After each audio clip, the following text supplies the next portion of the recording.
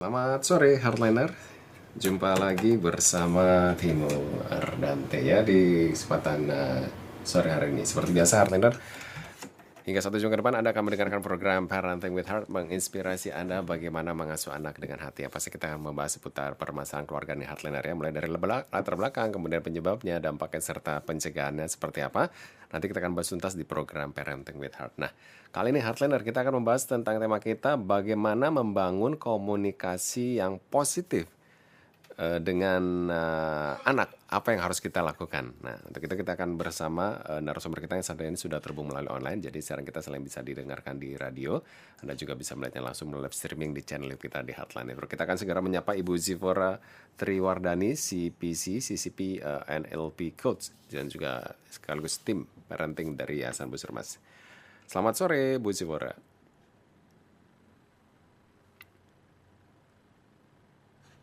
Halo Bu Zivora, sorry.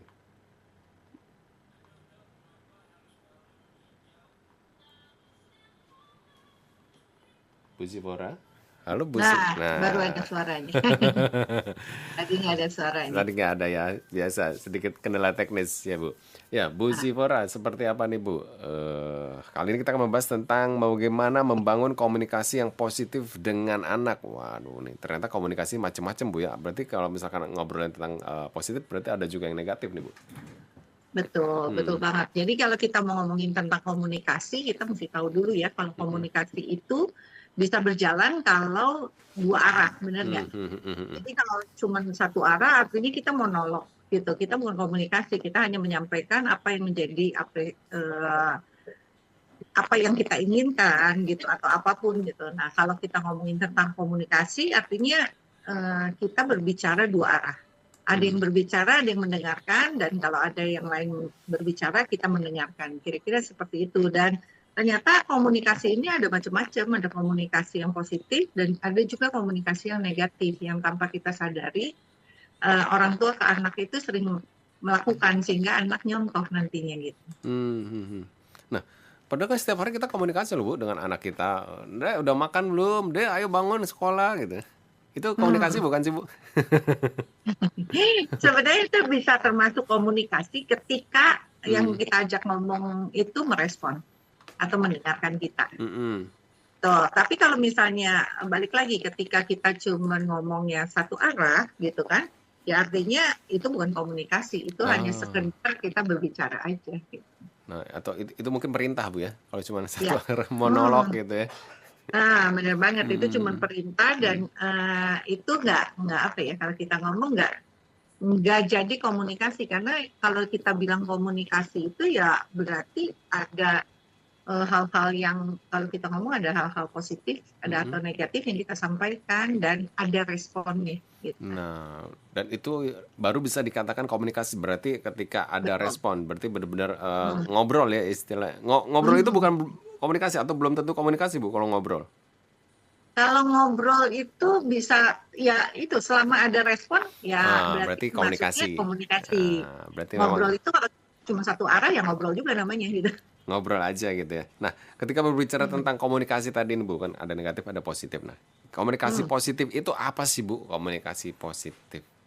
Nah, jadi kalau kita udah ngomong, udah tahu nih komunikasi itu ketika terjadi dua arah dan ada responnya juga gitu ya. Mm-mm. Berarti kalau komunikasi positif kita tambahin positifnya gitu ya, Mm-mm. yaitu caranya kita berinteraksi sama orang gitu ya, sama lawan bicaranya kita. Dalam hal ini untuk meningkatkan hubungan antara anggota keluarga. Kalau misalnya itu komunikasinya sama keluarga, sama anak, sama pasangan gitu ya. Mm-mm. Mm-mm. Jadi cara kita berinteraksi kan setiap orang berinteraksi macam-macam ya. Salah satunya komunikasi ini gitu. Nah, kalau komunikasi positif penekanannya terhadap meningkatnya hubungannya gitu. Gitu Meningkat. ke arah meningkatkan hubungannya. Jadi Oh. semakin dekat. Kalau Hmm. komunikasi negatif kan semakin jauh berarti ya gitu. Kalau Oh, komunikasi iya. positif meningkatkan Kalau hubungan. kalau berantem juga komunikasi Bu, karena dua belah pihak kan Ya, gitu kan, saling ngotot-ngototan itu. Itu juga ya, terjalin respon. komunikasi, hanya saja tidak Ya, meningkatkan hubungan, malah menjauhkan kali. ya, betul. Dan itu masuknya berarti ke jenis komunikasi yang negatif. Oh. Jadi berdebat tuh komunikasi negatif gitu ya. Hmm. Ya, Kemudian, kalau melukai seseorang, maksudnya salah satu terluka lah ya, kalau kita ngomong berarti itu masuknya ke komunikasi negatif. Karena dalam komunikasi positif itu, di dalamnya itu jelas ya, kita em, arah pembicaraan jelas, ada empati, ada pengertian, dan biasanya menghindari kritik yang merusak. Kritik yang membangun oke, tapi kritik yang merusak. Gitu. Nah, itu komunikasi, ciri-cirinya komunikasi yang positif. Gitu. ciri-ciri komunikasi yang positif nih Heartlander ya. Jadi selama ini kita salah satunya atau mungkin itu poin utamanya ketika terjalin komunikasi dua belah pihak dan bukan memperbaiki, hubungannya semakin baik, berarti itu komunikasi yang positif. Nah, manfaatnya apa sih Bu ketika kita bisa memiliki komunikasi positif dalam keluarga nih Bu? Terutama dengan anak ya biasanya ya, Nah, dengan atau dengan anak, terutama dengan anak sih sebetulnya. Ketika komunikasi positif ini kita lakukan dengan anak dan dengan pasangan, dengan anak sih terutama ya, itu biasanya anak kita akan jadi lebih percaya diri, gitu. Akan lebih percaya diri. Kenapa meningkatkan kepercayaan diri pada anak komunikasi positif ini? Karena anak itu ngerasa didukung. Karena dalam komunikasi positif itu kan ada empati dan pengertian gitu. Anak ini jadi tahu safe personnya dia. Tentunya kalau misalnya seperti itu, percaya diri anak ini tentunya meningkat gitu. Ya. Terus juga biasanya jadi ikatan emosionalnya juga terbangun lebih kuat. Ketika kita bisa berkomunikasi positif dengan anak, ikatan emosional kita dengan anak itu pasti lebih kuat. Gitu. Mereka jadi lebih percaya sama kita, mereka jadi lebih terhubung. Yang tadi kan bilang bahwa mereka akan lebih terhubung gitu dengan kita. Lalu biasanya kalau kita membiasakan diri komunikasi positif, biasanya akan mengurangi konflik dan meningkatkan kayak kita pemecahan masalah, problem solving gitu. Jadi kan karena fokusnya kan pada pengertian ya, bukan pada konflik gitu. Jadi kalau kita bisa berkomunikasi positif dengan anak, pasti baik kedua-duanya itu antara orang tua dan anak itu berusaha jadi problem solver gitu. Jadi kalau ada masalah itu dicari solusi, bukan kadang-kadang kan kita kenapa sih kamu tuh gitu aja nggak bisa gitu, bukan itu, tapi itu kan komunikasi yang negatif gitu ya. Tapi kalau komunikasi positif itu oke, anak melakukan kesalahan oke, kita sampaikan nanti ada juga ya, nanti saya akan jelaskan lebih lanjut juga bahwa kita sampaikan perasaan kita kecewa, kita apa, tapi habis itu tidak berhenti dengan kita kecewa, kita marah, kita apa gitu, dijelaskan, yuk kita cari solusinya apa gitu. Itu kalau kita ngomong itu yang akan menciptakan di dalam rumah kita itu harmonis dan stabil ya gitu secara emosionalnya. Gampang? Nggak gampang gitu. Kelihatannya gampang Bu, kedengarannya gampang gitu ya, tapi ternyata nggak gampang gitu ya. Karena kalau ya kadang-kadang kan ketika orang tua, nggak semua orang tua dan anak itu bisa berkomunikasi dengan baik loh Bu. Maksudnya kadang-kadang ya udah anak itu selalu mengurung aja diri di dalam kamar, suruh makan, suruh itu cuman keluar makan habis itu masuk lagi. Itu kan nggak terjalin komunikasi Bu ya. Ya benar. Mau komunikasi juga susah ketika dia udah close the door roomnya kan, ya, gitu kan? Benar nggak? Dia kan keluar hanya ketika lapar, mungkin ke kamar mandi. Lebih parah lagi kalau misalnya kamar anaknya, kamar mandinya di dalam, lah udah tuh makin dunianya terpisah gitu. Padahal komunikasi positif ini penting banget gitu. Kenapa? Orang tua sekarang itu makin sibuk ya, gitu dengan tuntutan perekonomian, tuntutan zamannya sekarang, kedua orang tua bisa pulang sampai malam kerja apa segala macam, anak-anak juga sekolah bisa sampai sore juga gitu. Nah, ketika ketemu itu penting banget kita punya quality time yang bagus, dan salah satunya itu adalah kita menyadari komunikasi positif gitu. Komunikasi yang positif. Kadang-kadang kita berpikir kita sudah memberikan semuanya buat anak gitu. Padahal kita lupa tentang komunikasi positif. Kita tahu, tapi mempraktekannya kadang-kadang kita lupa. Nah, berarti hari ini kita akan belajar untuk mempraktekkan nih Bu ya. Yes, Bagaimana betul. cara berkomunikasi yang positif dan efektif untuk anak-anak kita nih. Apa yang harus kita lakukan nih Bu ya. Nah, Ya. pertama-tama nih Bu, ya.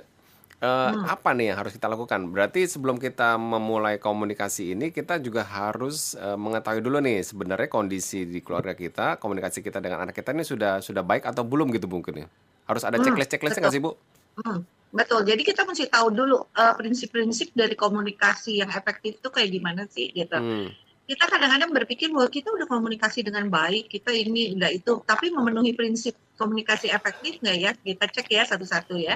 Yang Nah, pertama itu komunikasi yang efektif itu adalah mendengarkan dengan aktif atau active listening.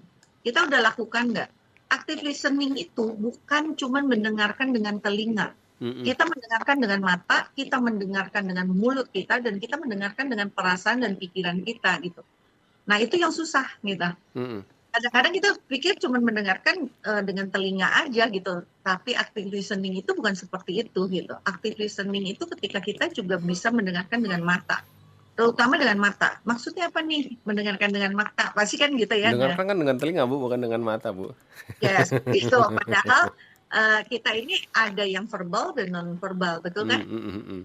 Ya, mendengarkan dengan mata itu kita bisa mendengarkan bahasa tubuh anak, mendengarkan ekspresi Oh, anak, itu nonverbal, itu yang kita bilang mendengarkan dengan mata gitu. Gampang hmm, diingat ya, kalau enggak kan kita ngomong, aduh mendengarkan dengan bahasa tubuh. Kita kadang-kadang ngomong sama anak, anaknya duduknya aja udah mulai menjauh, atau anak-anaknya udah tutup tangannya begini. Berarti kan udah hmm, nggak mau diomongin apa-apa tuh. Kalau hmm, kita mengenal bahasa orang tua, itu harus belajar body language dan mikro ekspresi. mm, mm. Itu wajib karena konten sedikit aja dia ngerasa jijik, ngerasa nggak suka, ngerasa apa itu semuanya terbaca gitu di raut mukanya. Kalau kita punya hubungan emosional yang baik dengan anak, kita tahu loh dari ekspresi anak-anak. Nggak perlu anak itu ngomong, dia tahu anak itu nggak suka dengan statementnya orang tua. Hmm. Kayak gitu. Jadi yang pertama prinsip yang harus dipenuhi kalau kita ingin bisa berkomunikasi dengan efektif dulu lah. Kita nggak ngomong positif atau negatif dulu, efektif aja komunikasi kita dengan waktu kita yang makin sedikit gitu ya untuk ketemu sama anak-anak karena masing-masingnya sibuk di dunianya masing-masing gitu. Itu adalah mendengarkan dengan aktif sehingga anak-anak ini ketika cerita ngerasa dipahami, ngerasa diempati, Hmm, ngerasa dimengerti gitu. iya. Kan mungkin kadang-kadang gini, Bu, ketika kita terlalu sibuk nih, sampai akhirnya ada waktu singkat, anak itu Hmm. curhat. Wah, kita nih sebagai orang tua langsung udah sigap ingin memberi nasihat segudang gitu, Bu ya. Ya, Kan biasanya gitu. waktunya kan Baik. sedikit, jadi kan kita pengen segera, wah, ayo kasih nasihat aja. Apakah Hmm. Bu harus seperti itu atau gimana, Bu? Enggak. Oh enggak Kita malah. jadi justru terbalik. Kadang-kadang anak-anak kita itu udah tahu loh solusinya. Anak-anak itu nggak butuh Ah, nasihat kita. Kadang-kadang hmm, mereka hanya butuh didukung, didengarkan, dan dimengerti dan diempati gitu. Benar-benar hmm. didengarkan secara aktif. Jadi diri itu dan dipahami perasaannya, pikirannya. Nggak perlu didebat. Kadang-kadang mereka juga nggak suka didebat gitu. Siapa sih yang suka didebat, Bu ya? Iya sebenarnya kecuali debat itu ya politik gitu kayak gitu. Jadi sebenarnya prinsip yang pertama aja kadang-kadang orang tua itu Iya, sulit nggak melakukan. sabaran Bu pengennya, iya memberi Iya. nasihat aja nggak mau dengerin aktif gitu ya. Hmm. Hmm. Sering nggak sih Uncle Timo ngomong kayak gini? Eh, Kalau anaknya cerita, iya dulu papi juga begini. Langsung, Nggak usah langsung buang dijawab Bu, badan tuh, nggak langsung nggak usah dijawab, nggak. mau. Jadi Ibu langsung bisa mendengar melalui mata Bu. Iya. Gitu kan dulu sering banget ya kita Mm-mm. para orang tua tuh suka wah waktu zamannya papa mah nggak mungkin nih waktu Hmm, zamannya mama nggak mungkin begini iya. begini dulu orang tua dulu mana gini gini anak Mm-mm. zaman sekarang begini, begini. Nah itu bukan mendengarkan dengan aktif gitu. Hmm. Itu against anak, itu kayak melawan anak-anak gitu. Padahal mendengarkan aktif itu biarkan dia cerita, meskipun kita tahu ceritanya dia itu harus diperbaiki, Hmm. meskipun ceritanya dia itu membahayakan, itu Pak, biarkan anak tuntas bercerita. Kita mesti punya waktu. Kita harus mengorbankan waktunya. Kita kalau kita mau ngomong mengorbankan, sebetulnya kita harus menyediakan waktu, bukan Hmm. mengorbankan Hmm. waktunya kita, tapi menyediakan waktu untuk ngomong. Nah, berarti Gitu. kapan nih Bu? Kapan waktu yang tepat ketika kita ingin memberi nasihat? Kapan nih? Istilahnya ketika kita sudah mendengar aktif, kapan waktunya kita tahu bahwa ini udah selesai nih? Selesai, anak nih udah curhatnya udah selesai, waktunya kita masuk nih kapan nih Bu? Hmm. kita akan ngomong dulu dengan empati. Ya, itu ada prinsip yang kedua itu kita Hmm. menggunakan bahasa yang mendukung, lalu kita juga empati. Ketika kita ingin menasehati, kita cuma masuk dulu empati. Oh iya, Oh. jadi apa sih perasaan kamu tentang peristiwa ini atau cerita yang kamu itu? Kita masuk dulu ke situ. Mm-mm. Mama mengerti, papa mengerti, gitu kan? Ketika mereka merasa dapat bahasa yang mendukung, dapat sikap yang empati, nah saat itu mungkin ya kalau menurut mama, nah saat itulah ketika anak itu bilang kalau menurut papa, menurut mama gimana gitu. Hmm. Atau misalnya, ini saya nggak tahu nih harus gimana lagi ketika itu. Oh, mau nggak pendapatnya mama? Mau nggak pendapatnya Hmm. papa? Jadi Meskipun dia ngomong saya nggak nggak tahu mau. lagi mesti gimana gitu, tetap aja kita harus berempati. Bener nggak sih anak ini butuh nasihat dari kita? Berarti ketika kita ingin menasehati, kita harus bertanya dulu ya. Yes. Hmm. Kayak kita lah, contohnya Uncle Timo tiba-tiba saya nasihatinnya, Uncle Timo, kalau lain kali mesti gini, kan nggak seneng ya. Mm-mm. Bener nggak? Kita ngomong, Iya. saya nggak minta pendapat, saya nggak butuh dinasihat, gitu kan, kayak gitu aja. Mm-mm. Mm-mm. Kadang-kadang juga nggak terlalu happy Berarti minta dengan. izin ya. Kalau misalkan boleh saran gitu ya. Hmm, Hmm. itu kan jadi itu juga salah satu prinsipnya memakai bahasa yang mendukung dan bersikap empati. Selain ada juga prinsip yang keempat. Prinsip yang keempat ini benar-benar lebih penting yaitu berbicara dengan jelas dan tepat. Kadang-kadang orang tua tuh cuma mau ngomong kamu jangan lari-lari tapi muter-muter ngomongnya. Nanti jatuh, nanti kepleset, nanti baru terakhir ngomong Mm-mm. jangan lari-lari gitu. Hmm. Hmm. Jadi kayak semua hal negatifnya disampaikan dulu baru ngomongin. Padahal Iya. tinggal ngomong, kalau lari-lari nanti jatuh, kamu tahu akibatnya. Itu more than enough gitu. Tapi kan Iya. kadang-kadang itu muter ngomongnya gitu. Nanti saya kasih contoh studi kasus lah ya. Nah, kita di belakang nanti kita bicara tentang studi kasus, bagaimana merespon dengan negatif dan bagaimana merespon dengan positif. Wow. Hari ini Heartlander kita akan belajar nih Heartlander ya tentang terkait dengan komunikasi yang positif dalam keluarga untuk anak atau pada anak nih Heartlander ya. Baik, nanti setelah ini kita akan lanjutkan kembali Ibu Zivora. Oke. Bagi Heartlander yang ingin bertanya boleh di 08 19269 tahu saat ini juga sedang live streaming di channel kita di Heartland Network. Kita akan kembali setelah yang berikut ini. Ya mama, papa gitu. Contohnya misalnya mama merasa cemas ketika nama anaknya, biasain dengan seperti itu gitu.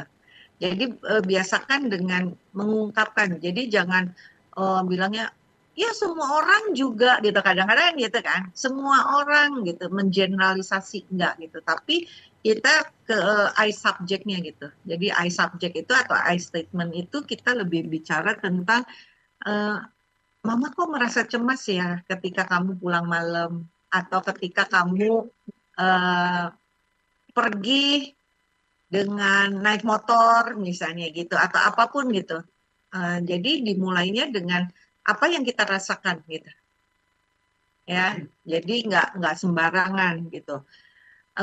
Terus daripada misalnya ngomongnya gini, kamu selalu membuat saya marah. Jadi selalu dimulainya dengan apa yang kita rasakan dahulu gitu.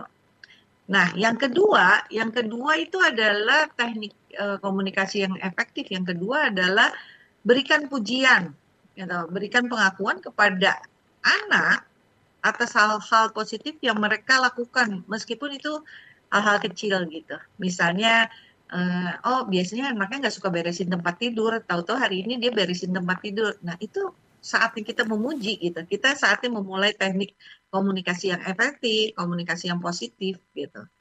Wah, terima kasih ya. Mama senang gitu. Saya merasa senang banget, Mama senang banget nih gitu. Hari ini kamu melakukan apa ya? Kalau kita ngomong melakukan ngerapiin tempat tidur gitu. Jadi kita mesti tahu atau taruh piring di tempat cucian gitu atau apapun itu gitu. Jadi hal-hal kecil yang sebenarnya yaitu kewajiban dia gitu. Atau dia bangun early, kita tuh harus memberikan pujian gitu. Jadi pujian itu penting banget Bu ya. Yes, betul. Iya. Dan anak-anak sekarang itu haus pujian. Ah, Banyak banget klien-klien saya, haus banyak banget pujian. klien saya Kenapa gitu. bisa seperti itu Bu? Karena mungkin orang tua zaman sekarang agak pelit memuji ya. Oh, Jadi kayak misalnya anaknya bicara, mhm, wah hasil karya saya bagus nih gitu, teman-teman saya muji, berarti bagus banget. mhm, Terus nanti tiba-tiba mamanya suka suka ngomong gini, hati-hati ya, jangan sombong. Nah itu kan komunikasinya negatif. Anak lagi berbunga-bunga, lagi membanggakan, mmm, terus tapi kita langsung masuk ke solusi, hati-hati loh, nanti kamu jadi angkuh, jadi sombong, jadi lupa diri gitu. Kadang-kadang kan kita nggak sadar seperti itu. Maksudnya kan baik. Boleh kamu lagi, misalnya anaknya lagi, wah, saya lagi juara nih ranking kemarin dapat 1 ini gitu ya, dapat ini gitu. Bukannya dipuji dulu, tapi kita langsung mengkritik gitu. Jangan jangan ngomong kayak gitu terus loh. Nanti sombong kamu lama-lama sombong. Tapi kita, oh iya, mama juga ngerasain loh. Kamu excited ya, gitu. Kamu excited ya. Jadi kita tekankannya, oh kamu lagi excited banget ya, gitu. Nanti setelah itu mau ngomong, eh, ya meskipun kamu sudah menang, meskipun kamu sudah juara, meskipun kamu merasa hasil kamu ini baik apa segala macam, nah kita tetap harus humble ya, gitu. Itu kan beda daripada kita ngomongin dengan kata-kata yang negatif, gitu. mmm, ya jadi Ya, jangan jangan buru-buru nih Bu ya, biasanya langsung. orang kan buru-buru kasih nasihat gitu, hati-hati loh nanti jadi sombong, Berarti gitu emang kan. bener nih ya, orang tua pengennya hobinya suka memberi nasihat ternyata ini orang tua nih ya. Benar ya, kalau kita itu kadang-kadang cuma kita nggak aware gitu. Saya juga belajarnya banyak loh. Mhm, Dan mhm. belajarnya udah 24 tahun saya belajar komunikasi dan itu juga masih jatuh bangun gitu. Iya, iya. Kadang-kadang kita juga melupakan prinsip yang ketiga yaitu tanya untuk memahami. Kadang-kadang kita tanya untuk menghakimi, tanya untuk kasih solusi gitu, tanya untuk Mmm. kritik gitu. Nggak bukan untuk memahami gitu. Nah, tanya untuk memahami itu seperti apa sih, Bu? Bedanya nih tanya untuk Hmm. memahami, tanya untuk kritik gitu. Tanya untuk memahami itu kayak misalnya contoh anaknya menceritakan satu hal yang misalnya, wah mah di sekolah ada kejadian nih anak-anak yang jago AI itu iseng foto temennya dibuat jadi foto naked gitu. Jadi foto telanjang nih pakai AI gitu atau apa gitu. Dia cerita, kita kan mendengarkan. Kalau orang tua kan langsung, iya lu kamu hati-hati ya gini gini gini gitu. Itu kan kayak kita bilang nggak memahami. Tapi kalau kita mau memahami, kita tanya apa sih pendapat kamu ketika teman kamu melakukan itu gitu. Ketika teman kamu melakukan karena dia jago AI itu semua orang dibikin karikatur dengan hal-hal yang tidak senonoh atau diganti dengan jadi badut-badut yang aneh, jadi kayak melecehkan juga atau apa gitu. Nah, ketika anak-anak ini cerita, kalau kita aktif listening, kita benar-benar mendengarkan dengan aktif, kita akan bisa bertanya, apa pendapat kamu tentang itu? Jadi kita tanya pendapat dia tentang itu gitu. Kalau ternyata dia mendukung, iya mah lucu loh, dibikin foto jadi kayak gitu, kepalanya kepala teman aku, badannya badan kuda, badan dogi gitu. Nah, kita kan pengen menasehati kan. Mhm. Tapi kalau misalnya kita bertanya untuk memahami itu, kalau menurut kamu, misalnya tiba-tiba teman kamu foto mama dijadiin seperti itu, pendapat kamu kayak gimana? Kamu perasaannya gimana?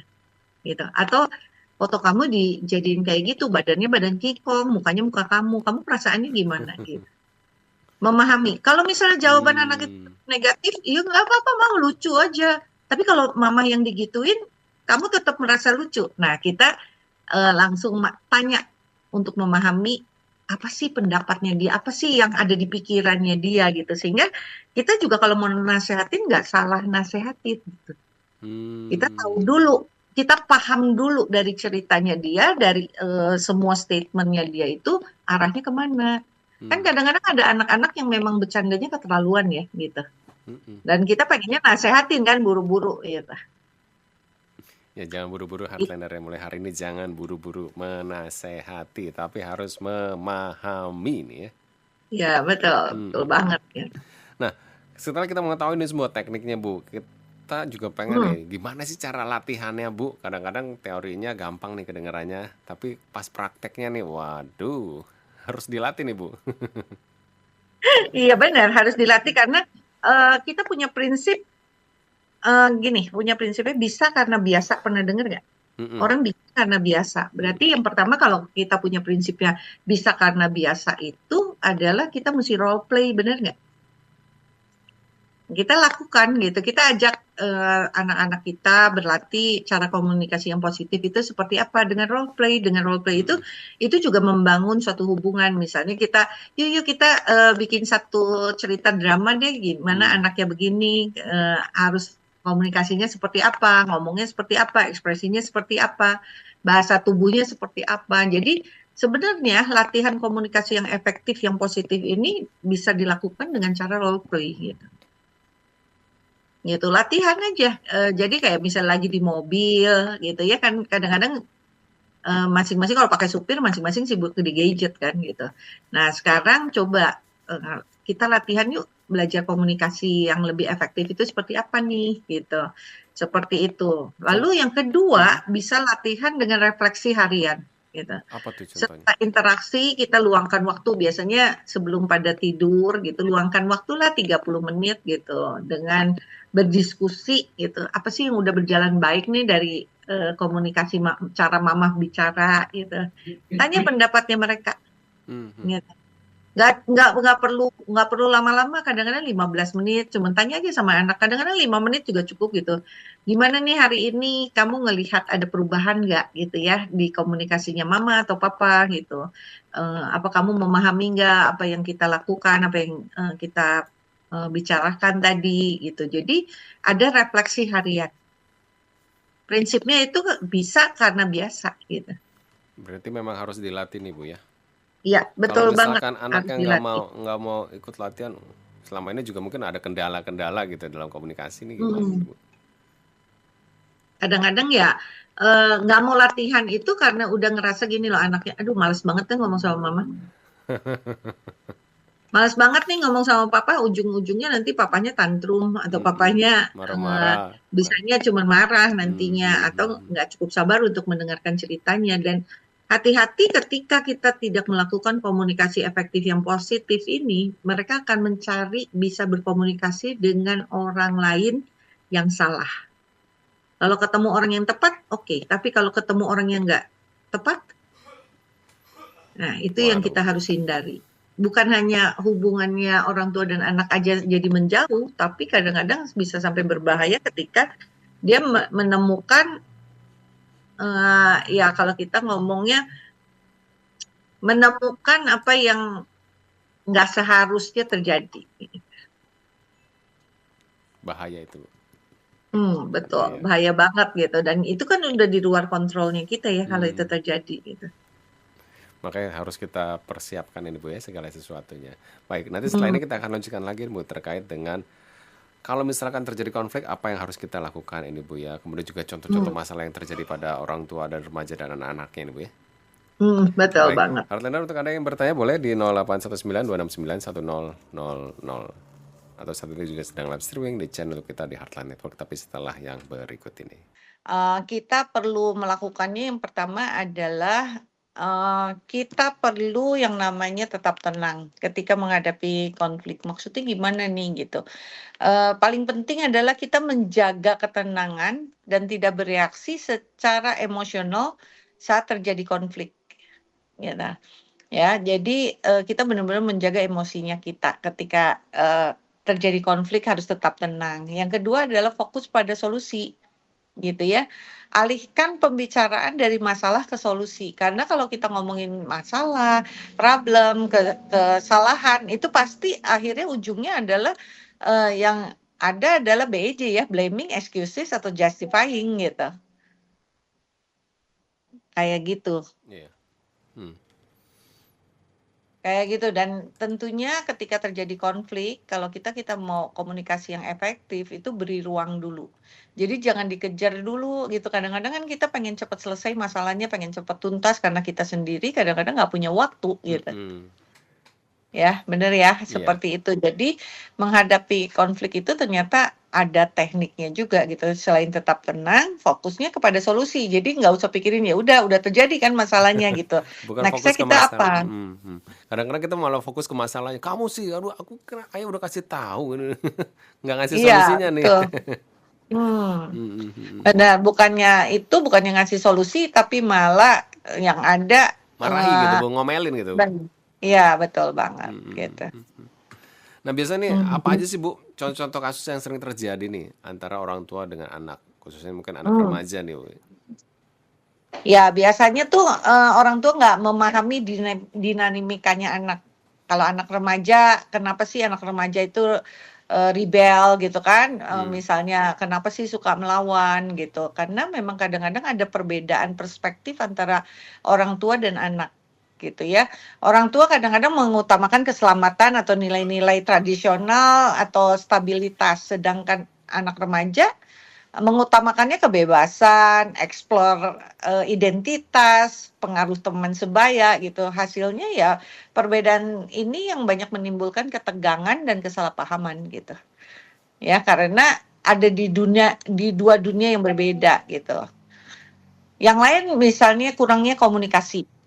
Kadang-kadang orang tuanya sibuk, anaknya sibuk, sehingga ketika ketemu itu jadinya pengen cepet-cepet ngasih solusi, atau adanya ketidakmampuan dari orang tua gitu ya untuk mendengarkan dan memahami, nggak punya kemampuan juga gitu untuk Hmm. mendengarkan dengan aktif juga gitu.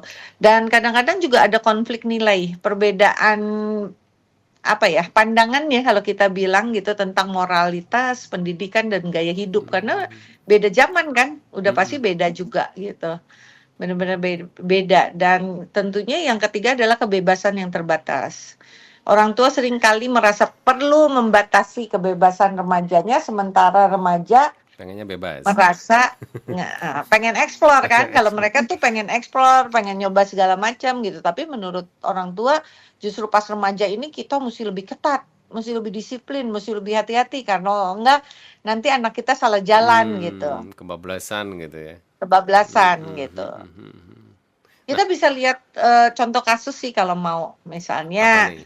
mau nggak nih, Uncle Boleh, Timo, boleh, kita boleh, boleh. coba supaya lebih clear gitu ya. Mhm, mhm. Kalau saya lebih suka ngomongin case study lah ya kalau kita ngomong gitu. Misalnya contoh nih, kita punya anak yang suka mepet di deadline ngerjain PR-nya atau apa gitu. Mhm, mhm. Orang tua kan biasanya reaksinya langsung gini kan, kamu tuh ya selalu nunda-nunda gitu. Kenapa sih nggak bisa lebih awal? Iya, Jam segini mana bisa nyari nyari fotokopi gitu ya. bahannya, atau apa gitu.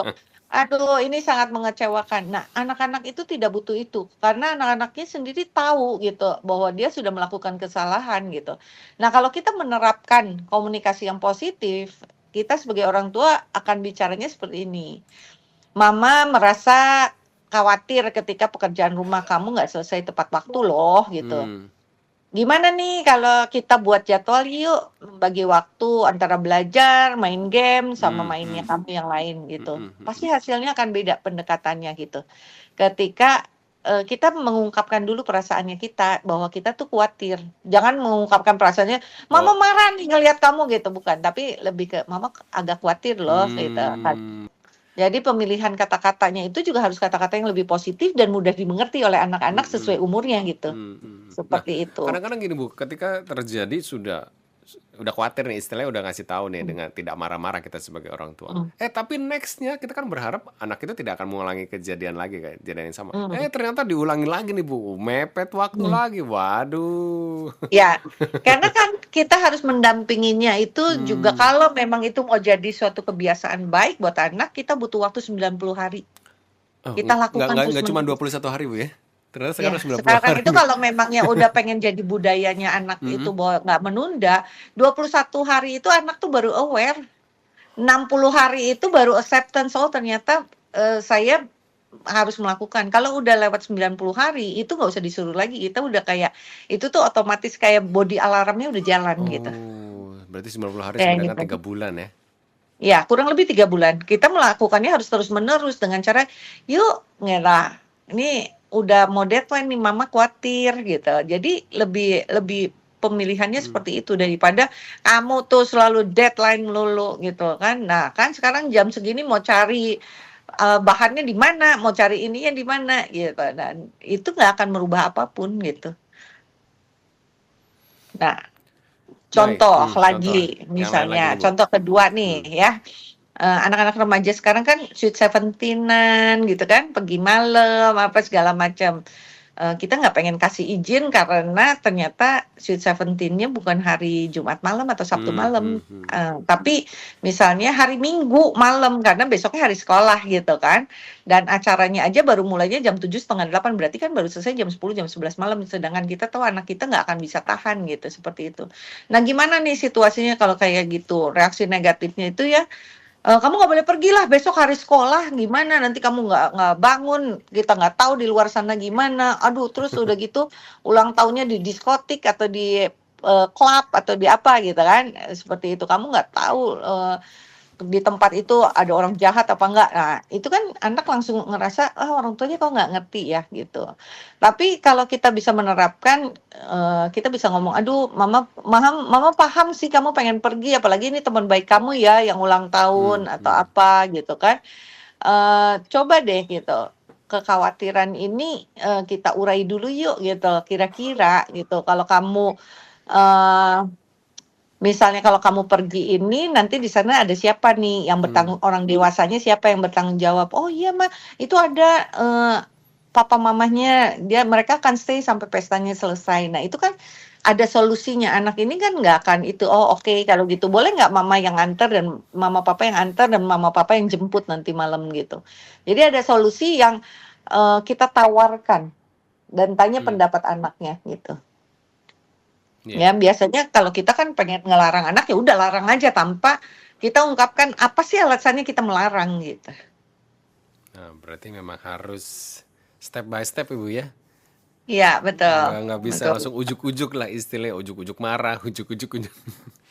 Iya, kalau Harus. kita nggak setuju itu kita mesti kasih tahu ketidaksetujuan kita secara jelas. Tadi ingat ya bahwa komunikasi yang efektif, yang positif itu adalah kejelasan bahasa juga gitu. Untuk anak-anak itu pahami, jangan pakai bahasa dewa, kayak ibaratnya kita aja yang paham, anak-anak itu nggak paham gitu. Ya, kita sesuaikan dengan umurnya Anak-anak anak gitu kita. ya. Berarti disesuaikan dengan usia nih ketika ngobrol. Betul. Baik. Banyak sekali nih pelajaran hari ini Bu. Tanpa terasa nih waktu sudah di penghujung acara, mungkin bisa memberikan kesimpulan ini Bu untuk topik kita pada kesempatan kali ini. Oke, so yang pertama adalah kita ini sebagai orang tua butuh yang namanya melakukan komunikasi yang efektif dan positif, ya. Cara berinteraksi untuk meningkatkan hubungan dengan anak tentunya, ya gitu. Dan seperti tadi dijelaskan bahwa meningkatkan komunikasi itu juga meningkatkan kepercayaan diri anak. Dan kita tahu banget anak-anak zaman sekarang banyak banget yang nggak percaya diri atau over percaya diri. Over percaya diri itu berarti anaknya tidak percaya diri. Nah, caranya ngebangunnya dengan cara kita membiasakan berkomunikasi dengan positif gitu ya. Dan ingat teknik dan prinsip-prinsip komunikasi yang tadi mendengarkan secara aktif itu penting banget dan gunakan bahasa yang sesuai dengan usia anak kita. Itu Uncle Timo. Nggak sulit loh Heartliner loh, bisa langsung dipraktekkan ini sepertinya ya. Ya, karena ini yang kita bagikan itu selalu yang praktis ya gitu, yang mudah kita lakukan gitu. Yang penting memulai nih Heartliner ya. Jangan kita sudah setelah mendengarkan tapi nggak mulai-mulai nih. Harus kita mulai. Betul. Kapan ya? Sekarang nih ya. Semakin cepat lebih baik. Baik, sekali lagi terima kasih Ibu Zivora nih. Sudah ada di program Parenting with Heart. Kita ketemu lagi di lain kesempatan Ibu. Iya, dengan senang hati. Sehat selalu. Iya, sehat selalu. Terima kasih. Sama-sama. Ya, demikian Heartliner perbincangan kita bersama Ibu Zivora Triwardani. Dan jangan khawatir nih, sekarang kita bisa ditonton ulang di channel kita di Heartline Network. Dan linknya bisa Anda bagikan kepada orang yang Anda kasih. Saya Timo dan undur diri. Keep on growing and never give up.